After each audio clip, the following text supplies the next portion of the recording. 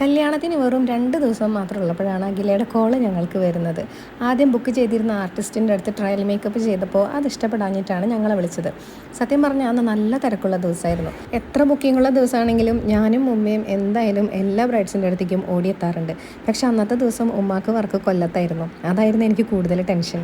പക്ഷേ 2 ദിവസം കൂടെയല്ലേ ഉള്ളൂ. അഖിലയുടെ വിഷമം ഞങ്ങൾക്ക് മനസ്സിലാക്കിയെടുക്കാവുന്നതേ ഉള്ളൂ. അന്നത്തെ ബുക്കിങ്ങുള്ള വേറൊരു ബ്രൈഡിൻ്റെ വീട് അഖിലയുടെ വീടിൻ്റെ തൊട്ടടുത്ത് തന്നെയായിരുന്നു. അതായിരുന്നു ഒരു ആശ്വാസം. കൂടെ ഡൈസിൻ്റെ മേക്കപ്പ് എല്ലാവർക്കും കുറച്ച് ബുദ്ധിമുട്ടുള്ളൊരു സംഭവമാണ്. അഖിലയുടെ ഫേസ് ആണെങ്കിൽ വളരെ കുറച്ച് കൺസീലിങ്ങും ഇത്തിരി അധികം കോണ്ടോറിങ്ങും വേണ്ട ഒരു ഫേസ് ആയിരുന്നു. 360 ഡിഗ്രിയിലുള്ള ചെക്കിങ് കഴിഞ്ഞിട്ട് മാർക്ക് ഇടാനായിട്ട് ഫ്രണ്ട്സ് എത്തിയിട്ടുണ്ട്. വേറെ എന്തൊക്കെ പറഞ്ഞാലും ശരി, ഈ ഒരു ഓവറോൾ ലുക്കിൽ ഈ ഹെയർ സ്റ്റൈലും ഫ്ലവർ സെറ്റിങ്ങും മാത്രം കുറ്റം പറയാൻ ഞങ്ങൾ സമ്മതിക്കില്ല. കാരണം ഞങ്ങളുടെ ഫേവറേറ്റ് ആയിട്ടുണ്ടായിരുന്നു ഈ ഹെയർ സ്റ്റൈലും അതേപോലെ തന്നെ ഫ്ലവർ സെറ്റിങ്ങും. ലിപ്സ്റ്റിക്കിൻ്റെ ഷെയ്ഡ് ഏതാണെന്ന് ചോദിക്കുമെന്ന് എനിക്ക് ഉറപ്പാണ്. അതുകൊണ്ട് തന്നെ പറഞ്ഞുതരാം. സെഫോറയുടെ നമ്പർ 80 ന്യൂഡ് ഷെയ്ഡാണ് കൊടുത്തിട്ടുള്ളത്. കമൻസൊക്കെ